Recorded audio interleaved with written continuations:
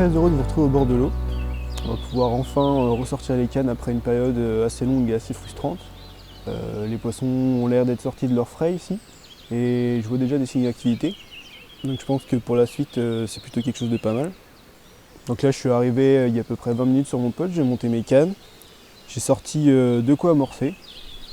Donc je vais amorcer avec des noix tigrées et du maïs, auquel j'ai ajouté un peu de farine pour que ce soit un peu plus sec quand j'utilise à la fronde.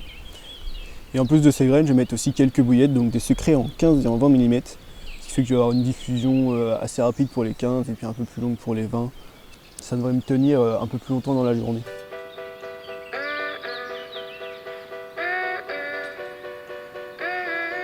Alors cette petite journée de pêche, je commande de la meilleure des manières, avec à peine après une heure de pêche, un petit poisson, un petit amour blanc, qui était assez mollasson au départ, mais finalement qui a fait des beaux rushs, il est même sorti de l'épuisette à un moment. Voilà, donc sur mon spot amorcé en arrivant. Sympathique, petit poisson.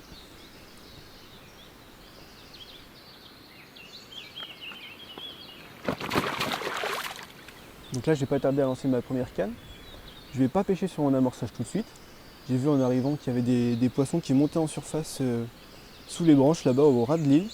Donc j'ai lancé au préalable juste avec mon plomb sans montage pour avoir la bonne distance. Et là j'ai fait mon sac PVA, donc je vais pouvoir lancer à cet endroit-là.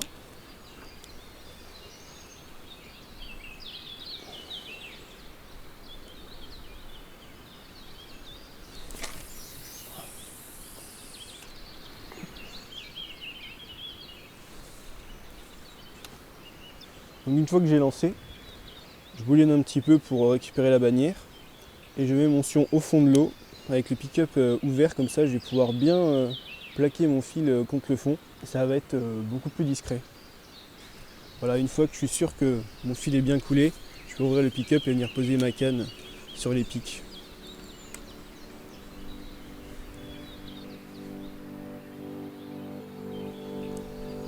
En ce qui concerne ma deuxième canne, donc elle je l'ai laissée pêcher sur le spot déjà amorcé.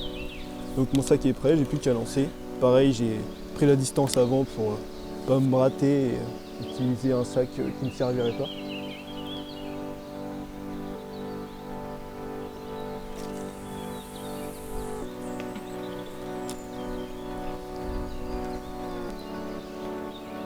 Donc là, toujours pareil, je laisse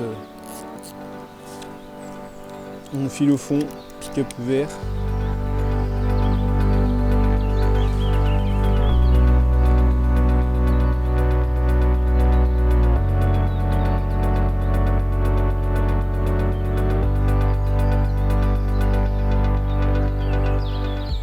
Alors à chaque fois que je pose une canne, j'accompagne mon bas de ligne avec un sac PVA. Donc là j'ai éché mon bas de ligne d'une petite bouillette en 15 mm, une secret avec donc en montage tricheur une noix tigrée. Donc sur un petit hameçon de 6, ça présente plutôt bien, à plat dans le fond. Donc pour mon sac PVA, j'utilise des sacs qui sont quand même assez grands. Et donc la particularité de ces sacs qui sont très longs, c'est que moi je les coupe sur à peu près la moitié de la longueur. Et ce qui me permet ensuite de faire un nœud pour bien les fermer. Et ça évite d'avoir utilisé du fil PVA ou du ruban solide. Donc je commence par mettre un peu de mix au fond de mon sac PVA pour que ça soit bien tassé dans le fond et que mon hameçon ne se pique pas dans les noix tigrées ou même ce que je peux rajouter dans mon sac. Je mets un petit flocon PVA donc, pour toujours protéger mon hameçon. Donc là on a vraiment quelque chose qui va être très safe au niveau de tout ce qui est petites branches et feuilles au fond de l'eau. Donc je commence par mettre dedans mon hameçon et mon appât. J'essaye de l'enfouir le plus possible. Et ensuite je peux venir le remplir de ce que je veux. Donc là j'ai des noix tigrées, du maïs et du baby corn un peu broyé parce que j'ai pas envie qu'il ait trop de particules. Tout ça, ça a été dippé. Donc ça diffuse super bien au fond de l'eau. Je recouvre mon plomb avec mes noix tigrées. Voilà, j'arrive à peu près au niveau où la coupe s'arrête. Et pour fermer, j'ai plus qu'un nœud à faire. J'essaye de garder mon lait de corps dans l'alignement à peu près du trou. Et là, j'ai plus qu'à serrer très fort. J'emprisonne mon lait de corps entre le nœud, ce qui fait que ça va avoir un lait de corps bien centré, et donc quand je vais lancer, il n'y a pas de risque de déchirement du sac. Voilà, donc là je peux serrer aussi fort que je veux, ça va pas se casser. Ensuite je rabats les côtés de mon sac. Donc là j'ai pas vraiment besoin parce que je lance ma canne à peu près une vingtaine de mètres. Mais si j'avais des distances plus importantes, j'aurais aucun problème à y arriver parce que en repliant les coins, l'aérodynamisme est quand même largement améliorée.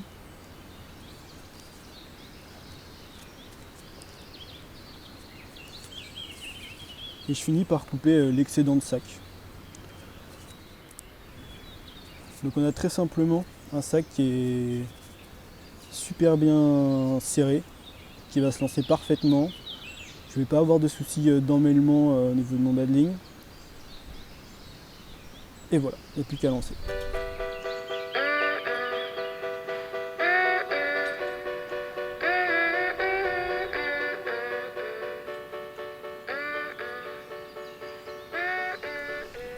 Voilà un poisson bien plus gros que les autres.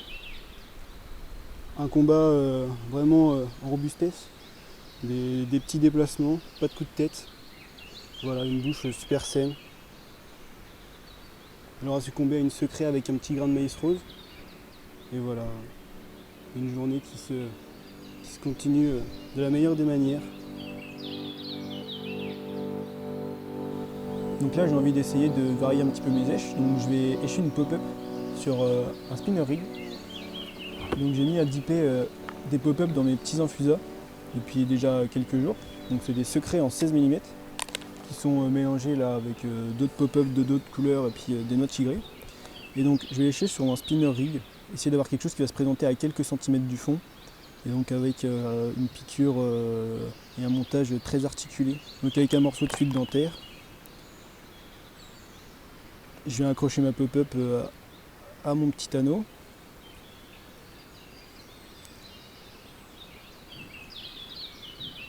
Voilà, et ensuite brûle l'excédent avec mon briquet.